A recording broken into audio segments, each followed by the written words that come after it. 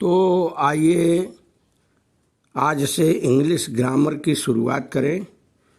English grammar में हमारा पहला चैप्टर रहेगा ट्रांसलेशन। तो ट्रांसलेशन का मतलब क्या होता है? कोई छात्र बताए ट्रांसलेशन का मतलब। रवि बताओ, किस क्लास में पढ़ते हो? इंटर में। बताओ ट्रांसलेशन किसे कहते हैं? तो ट्रांसलेशन का अर्थ है अनुवाद।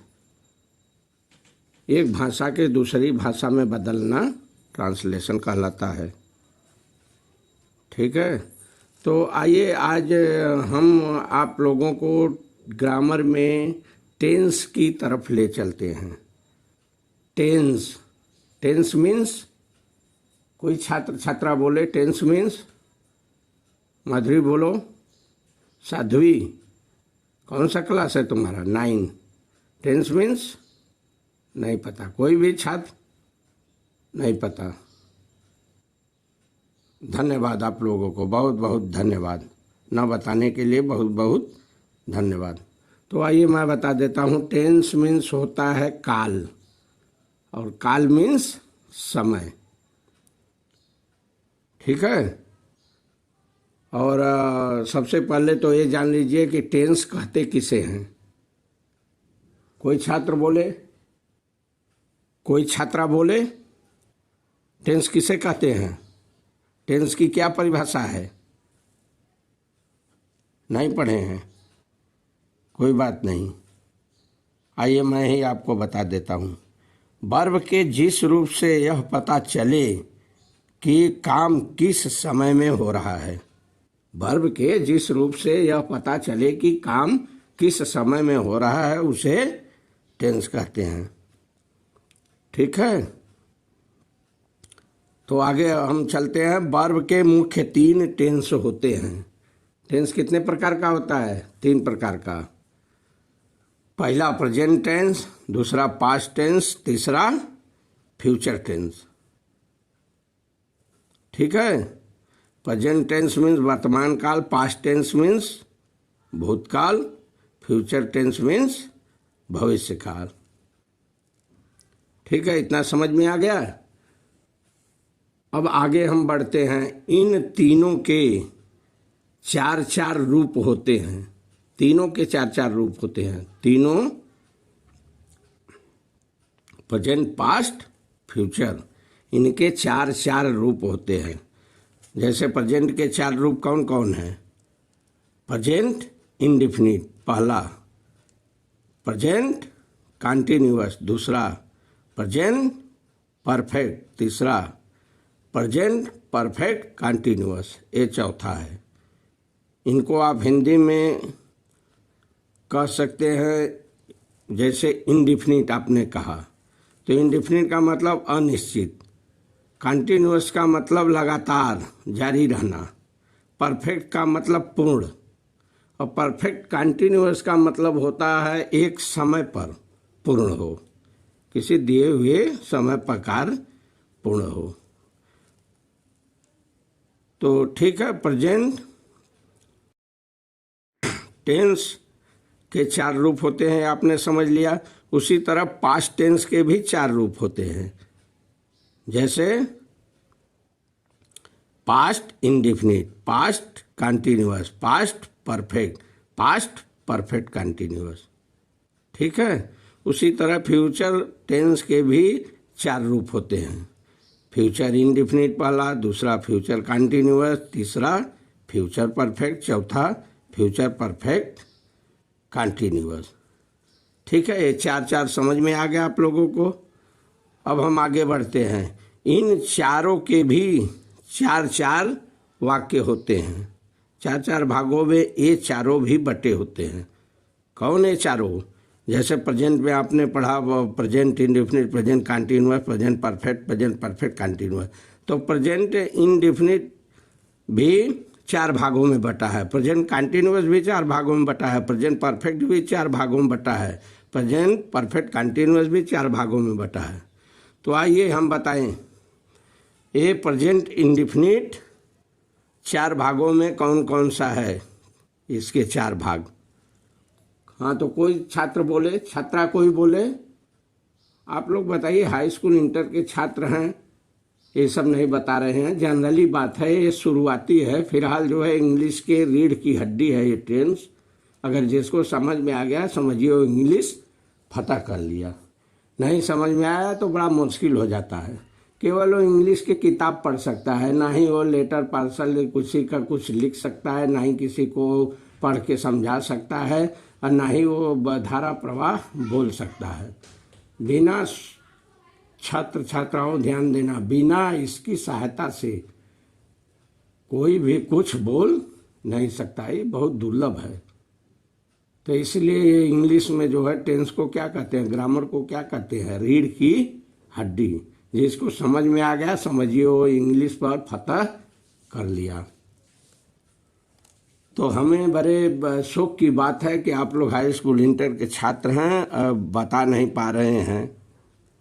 बताइए, प्रेजेंट इंडेफिनिट के 4 भाग होते हैं, 4 वाक्यों में बटा है, तो कौन कौन सा है। इसी तरह कंटिन्यूअस भी बटा है, इसी तरह प्रेजेंट परफेक्ट भी बटा है, सबके 4-4 भेद है। इसी तरह पास्ट इंडेफिनिट में भी बटा हुआ है 4 भेद, पास्ट कंटिन्यूअस में भी 4 भेद है, फ्यूचर में भी चारों में 4-4 भेद है। तो बताइए, पहला आपने पढ़ा प्रेजेंट टेंस। प्रेजेंट टेंस के 4 रूप होते हैं, present indefinite, present continuous, present perfect, present perfect continuous. तो प्रेजेंट इंडेफिनिट भी ये 4 भागों में बटा है, 4 रूप इनके भी होते हैं। 4-4 तो ये बट गया, लेकिन इनके 4-4 में भी 4-4 होते हैं। तो ये 4-4 कौन है, कोई छात्र बताइए। प्रेजेंट इंडेफिनिट के 4 भाग कौन कौन से हैं, कौन कौन सेंटेंस है 4 ठो। चलिए ठीक है, कोई बात नहीं। अशोक तुम बताओ, रविंदर आप बताइए, जया तुम बताओ। कोई नहीं बता सका, धन्यवाद। चलिए मैं ये बता देता हूँ। तो सुनता हूँ, प्रेजेंट इंडेफिनिट के 4 भाग हैं। पहला, प्रेजेंट इंडेफिनिट का अफर्मेटिव सेंटेंस। दूसरा, प्रेजेंट इंडेफिनिट का निगेटिव सेंटेंस। तीसरा, प्रेजेंट इंडेफिनिट का इंट्रोगेटिव सेंटेंस। चौथा, प्रेजेंट इंडेफिनिट का इंट्रोगेटिव निगेटिव सेंटेंस। ऐसे 4 भागों में बटा हुआ है। इसी तरह प्रेजेंट कंटिन्यूअस में भी 4 भाग हैं। प्रेजेंट कंटिन्यूअस का अफर्मेटिव सेंटेंस, प्रेजेंट कंटिन्यूअस का निगेटिव सेंटेंस, प्रेजेंट कंटिन्यूअस का इंट्रोगेटिव सेंटेंस, प्रेजेंट कंटिन्यूअस का इंट्रोगेटिव निगेटिव सेंटेंस। इसी तरह प्रेजेंट परफेक्ट भी 4 भागों में विभक्त है। प्रेजेंट परफेक्ट का अफर्मेटिव सेंटेंस, प्रेजेंट परफेक्ट का निगेटिव सेंटेंस, प्रेजेंट परफेक्ट का इंट्रोगेटिव सेंटेंस और प्रेजेंट परफेक्ट का इंट्रोगेटिव निगेटिव सेंटेंस। इसी तरह प्रेजेंट परफेक्ट कंटिन्यूअस, इनके भी 4 भाग हैं, वही affirmative, negative, interrogative, interrogative negative. ठीक है। इसी तरह पास्ट में आप जाएंगे तो पास्ट इंडेफिनिट भी 4 भागों में बटा हुआ है।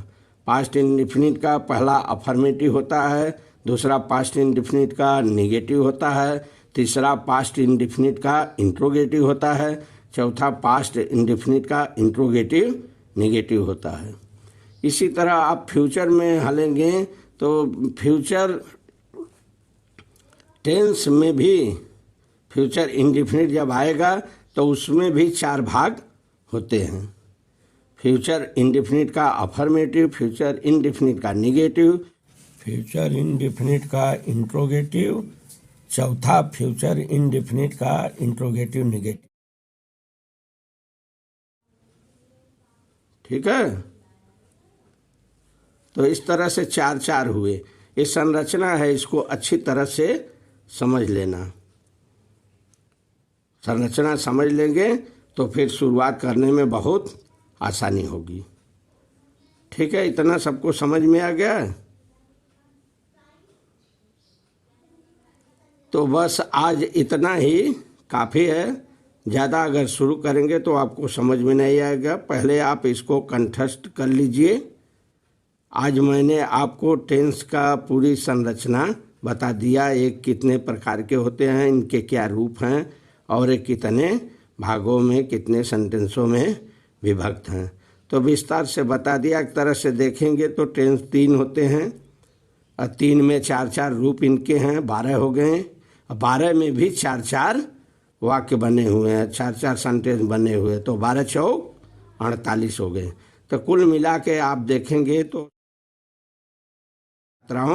आप लोगों को 48 सेंटेंस के बारे में नियम कानून विस्तार से पढ़ना होगा, तब जाके आपका ये जनरल टेंस पूर्ण होगा। याद रहे ये जनरल टेंस है।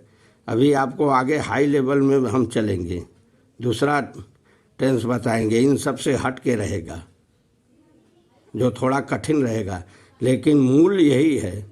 अगर ये याद रहेगा उसको फतह करने में बहुत आसानी होगी, 90% ये आपका सहायक बनेगा। और ये याद नहीं रहेगा तो छात्र छात्राओं ध्यान देना, कभी भी किसी भी हालत में आगे के सेंटेंसों को, टेंसों को, जैसे अभी आगे हम आपको पढ़ाएंगे कंडीशनल क्या होता है, पार्टिसिपल क्या होता है, नाउन क्लॉज, एडजेक्टिव क्लॉज, ये सब तमाम तरह के जो वाक्य आपको मिलेंगे, इन्फिनेटिव, जिन एंड, तो ये सब आपको समझ में एकदम बिल्कुल नहीं आएगा। इसलिए इनको भली भांति आपको ये 48 समझना बहुत अनिवार्य है। तो ठीक ठाक इसको ध्यान से 2 बार 4 बार पढ़िए, नहीं आता है तो हमें बताइए, हम आपको फिर इसको रिवाइज करेंगे। तो आज इतना ही काफ़ी है, इससे ज़्यादा मैं आज नहीं बताऊंगा क्योंकि आप भूल सकते हैं, समझ में नहीं आ सकता है। तो आइए कल प्रेजेंट इंडेफिनिट का अफर्मेटिव सेंटेंस की शुरुआत अब अगले एपिसोड में करेंगे। लेकिन ध्यान देना श्रोताओं, एक कई एपिसोड में चलेगा टेंस, क्योंकि 48 तो है। ये नहीं कि कोई 36 से पढ़े, कोई 12 से पढ़े, कोई 2 से पढ़े, कोई 5 वाला खोल दे। एक क्रम से ही आप लोगों को पढ़ना और समझना, सुनना है। जो क्रम से पढ़ेगा, समझेगा, सुनेगा, उसको तो समझ में आएगा। जो क्रम छोड़ के आगे पीछे उल्टा सीधा करके पढ़ेगा, सुनेगा, उसको कदापि समझ में नहीं आएगा, क्योंकि इसमें जो है तमाम सहायक क्रियाएं रहती हैं जिसे हेल्पिंग वर्ब कहते हैं। तमाम जो है वर्ब के रूप रहते हैं, किसी में फर्स्ट सेकंड है तो किसी में थर्ड है तो किसी में ऐसे ऐसे करके जो है नाना प्रकार का जो है परिवर्तन आपको मिलेगा। तो एक क्रम से पढ़ेंगे तो आप निश्चित, मेरा विश्वास है कि आप फतह की ओर बढ़ेंगे। और क्रम से नहीं पढ़ेंगे, उल्टा पुल्टा करके पढ़ेंगे, इधर का उधर पहले पढ़ेंगे तो कुछ समझ में नहीं आएगा, क्योंकि ये बहुत लंबी प्रक्रिया से आपको गुजरना है। ठीक है, तो इतना ही काफ़ी है आज के लिए। धन्यवाद।